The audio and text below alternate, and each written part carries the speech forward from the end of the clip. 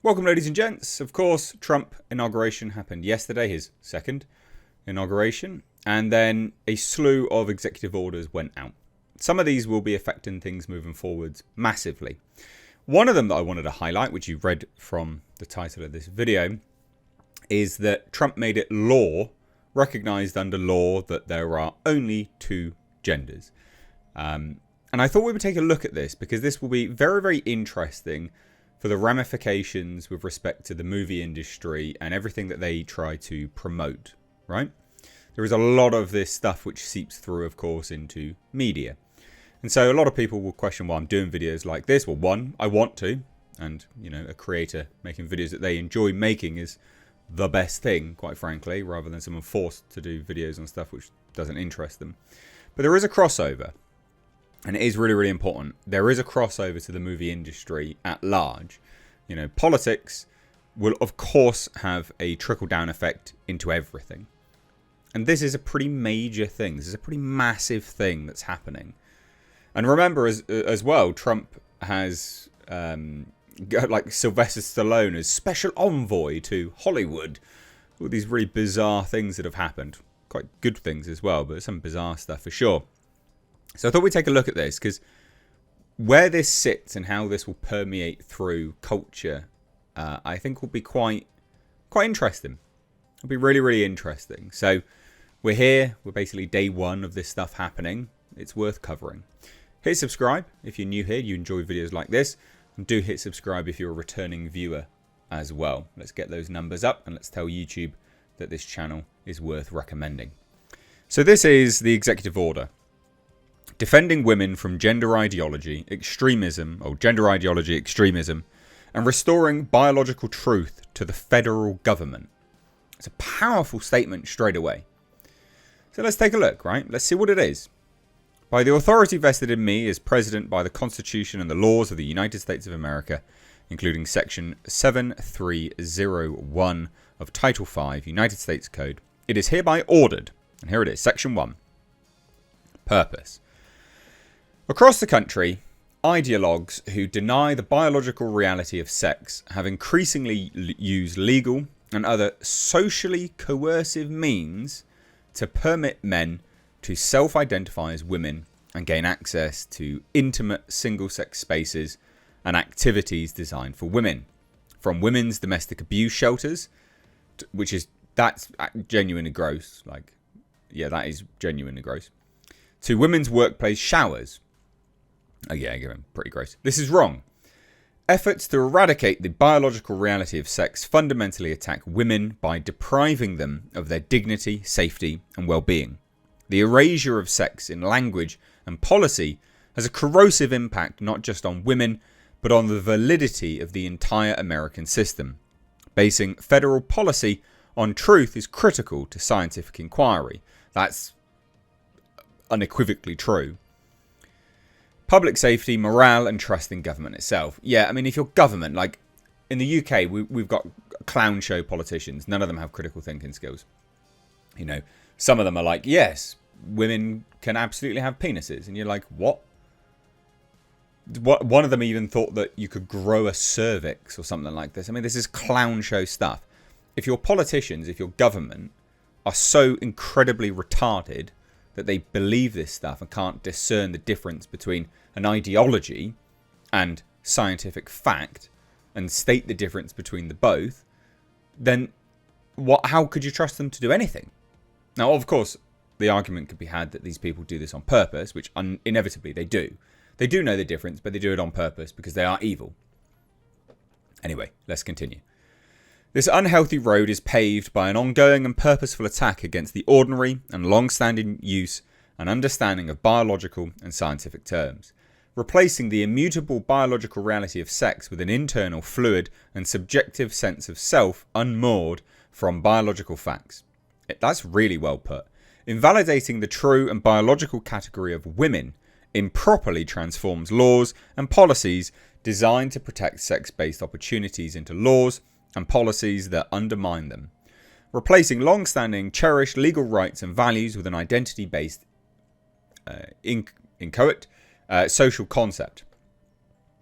Very well put. All of this is so well put. Accordingly, my administration will defend women's rights and protect freedom of conscience by using clear and accurate language and policies that recognise women are biologically female and men are biologically male. Policy and definitions. It is the policy of the United States to recognise two sexes, male and female. These sexes are not changeable and are grounded in fundamental and incontrovertible reality.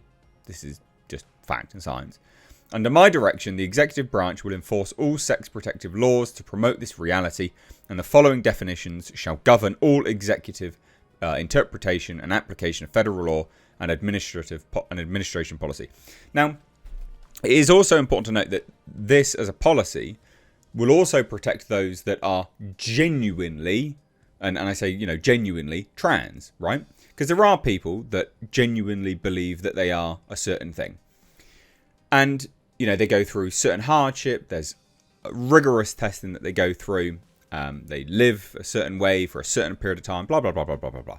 I'm talking about those people that genuinely make a bloody effort, right? One of those people would be Blair White, for instance, right? That's someone that you would look at and go, yeah, definitely trans, right? Definitely making an effort. Not a beard and a bearded man in a frock and all this nonsense. It's just ridiculous. But this will protect those individuals as well. So this actually has a positive impact on those individuals because it reinstates the lines between everything, and it clearly cuts it. It removes any of the sort of grey matter there that confuses things, adds frustration, and also gives people a bad name, right? Like people just randomly turning up, like men in spas and stuff like that. Like that's not good at all. Anyway, sex shall refer to an individual's immutable biological classification as either male or female. Sex is not a synonym for and does not include the concept of gender identity.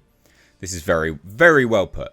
Women or woman and girls or girl shall mean adult and juvenile human females respectively.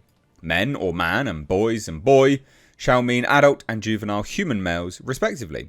Female means a person belonging at conception to the sex that produces the large reproductive cell.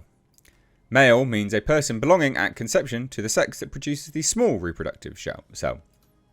Gender ideology replaces the biological category of sex with an ever-shifting concept of self-assessed gender identity, permitting the false claim that males can identify as and thus become women and vice versa. I mean, you can identify as, right? Doesn't mean it's right, though, and that comes under the issue, of course, and and requiring all institutions of society to regard this false claim as true, which, again, coercive language should never be the thing.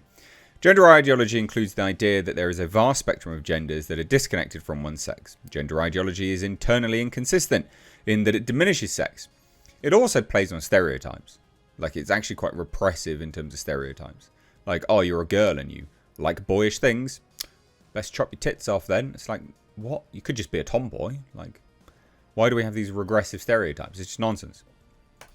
Anyway, in that it diminishes sex as identifiable or useful category, but nevertheless maintains that it is possible for a person to be born in the wrong sex body.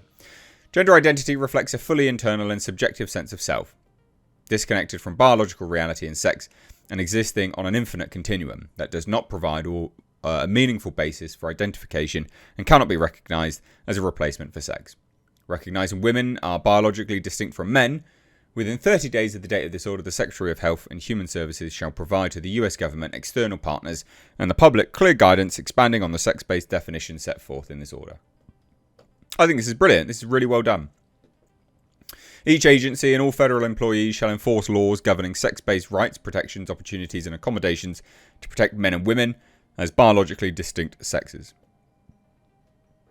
I think this is really, really well done. Now, what will be interesting about this, right, as I've said already, is how this permeates culture. Even this, like, federal funds shall not be used to promote gender ideology. You can see how they're going to really, really start to clamp down on all of this. This is going to really, it's just going to have such a huge effect. And I think this will have a huge effect on the movie industry. Massive, massive effect on the movie industry. Now, it'll go one of two ways. Is that you'll see that sort of ideology and messaging start to diminish. There's that. Or they'll double down. Right? They'll bury their heads in the sands and they'll double down because they'll think that they are like the last bastion to promote this kind of stuff, and it's their sort of holier than thou right. There's two ways that it could go. And I'll be really intrigued to hear what you guys think, whether you guys think that Hollywood will double down and thus make themselves even less relatable and even more contemptible to the public, or we'll see this sort of slowly dissolve away. What do you guys think? Let me know down below. Love to hear your thoughts. Of course, Twitter's going mental. You know, I could pull up all the clips of stuff like that, but it's not really worth it. We all know that they're going to go mental. But, you know, let's sort of tackle this from an interesting perspective, I guess, as a conversation on how this affects culture at large. That's how I wanted to do it anyway. Let me know your thoughts. Take care. Bye-bye now.